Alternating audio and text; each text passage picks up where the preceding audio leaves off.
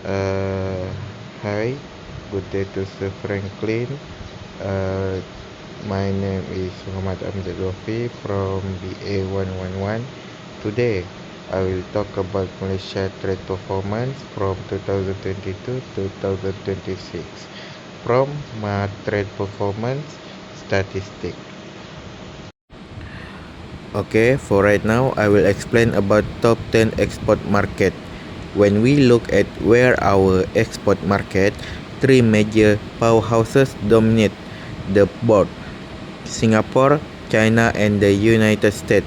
Together, these top three consistently command over 15% of our total export market share. Therefore, for year 2022, as we can see here, Singapore are 21%, the ones leading. Meanwhile, they follow behind by China and USA for 19% and 15%. For year 2023, still the same top 3: Singapore, China and USA. In year 2024, Singapore still in the top 1, but USA climbed on top 2 and China on top 3 until 2025. For 2026, the analysis data a bit shocked because USA are on top 1, meanwhile Singapore top 2 followed by China top 3. So next is Malaysia monthly export trade performance with world for all product. Malaysia export are in a strong long-term uptrend, while 2023 was a slow and tough year. 2024 and 2025 show a steady recovery, and 2026 is exploding with growth. So, I'm gonna break down year by year. On 2022, a solid year for export as the world reopened after the pandemic. 2023, the weakest year on the chart. Global demand slowed down, dropping export below 2022 level. On 2024 and 2025, business bounced back. Export steadily climbed, finally beating 2022 all record and breaking past by the end of 2025. 2026 is the explosion, the highest line on our graph. April 2026 hit a historic all-time high, a massive jump driven by a huge global boom in tech, electronic and oil. So, for Malaysia monthly import trade performance with world for all product, the big picture here is Malaysia imports are in a steady long-term uptrend. Every year is higher than the last. 2022 and 2023, the lowest years, with imports mostly sitting around RM 80 billion to RM 110 billion. 2024 and 2025 step up years. Imports jump higher to a new average baseline of 110 billion to 130 billion. On 2026, the peak, the highest year yet, April 2026, explode to a record high of 153.9 billion. This happened because local factories are buying tons of raw parts to keep up with the export boom. The cycle, import always crash in February, short month plus Chinese New Year, and always bounce back in March or April. So let's talk about major export by sector in 2022 to 2026. The core driver is manufactured goods. This sector is the main engine of Malaysia export trade, roughly 85% of total export value. It slowed down in 2023 due to weakening global demand, but rebounds back strongly in 2024 and hit a record high in 2025.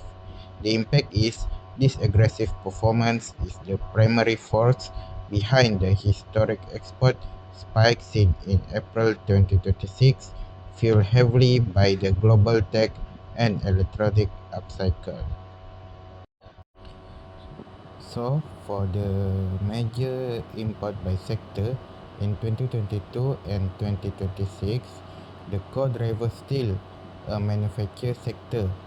This sector is the main engine making up the vast majority of Malaysia import. The trend is it went down slightly in 2023 but went up massively through 2024 and 2025. It continued to climb heavily in 2026. This movement shows local factories are buying more raw electronic parts and material to feed the export boom. So, lastly, is major trade by sector in 2022 and 2026. The core driver is manufactured goods. This sector remains the ultimate giant, making up the vast majority of Malaysia's total trade volume. The trend, it went down in 2023 but went up strongly through 2024 and 2025 to hit its highest level yet. Inside, the strong recovery shows that Malaysia industrial trading, especially in electronic, semiconductor, and components, is expanding fast after a brief global slowdown.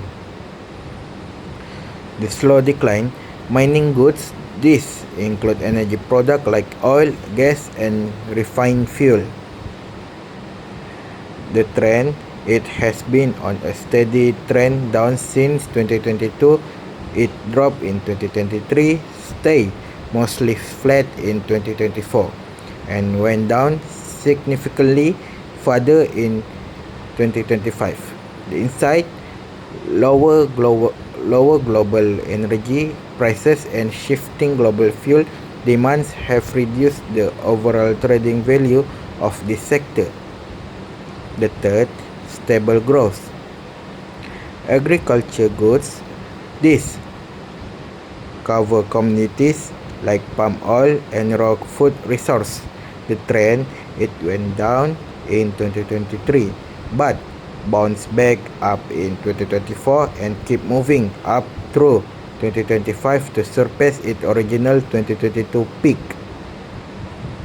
Inside, stronger market demand and a price recovery for agriculture goods have firmly solidified this sector as a major pillar of trade. The fourth, the quickest mover, others. This trend, it went down in 2023 but moved up aggressively in 2024 and 2025, showing the fastest overall percentage growth. The conclusion, are there any changes? The general structure is unchanged, which manufactured goods completely dominating total trade. The primary shift among the secondary sector is that mining trade is moving down, while agriculture and others trade are steadily moving up. So, for my prediction for quarter 2 on the export, manufactured good trend went up. Why? The global demand for AI chip and tech is booming. Our tech factories are busier than ever. On the agriculture goods, the trend will down a bit. Why? Unstable oil prices and global war are hurting this sector. On the mining goods, the trend went down or flat because oil and gas prices are unpredictable and shipping routes are messy right now. The second is on the import. Manufactured goods that will up because we are selling so many electronic. Our factories need to buy a lot of raw parts and microchip from overseas to make them. The mining goods will slow down because we are relying more on our own supply, so we don't need to buy as much foreign fuel.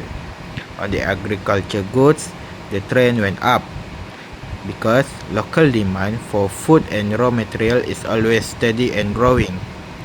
The lastly is total trade. To everything combined, manufactured goods will big jump because this make up over 85% of our total trade. Buying and selling so much that will make this a second breaking quarter.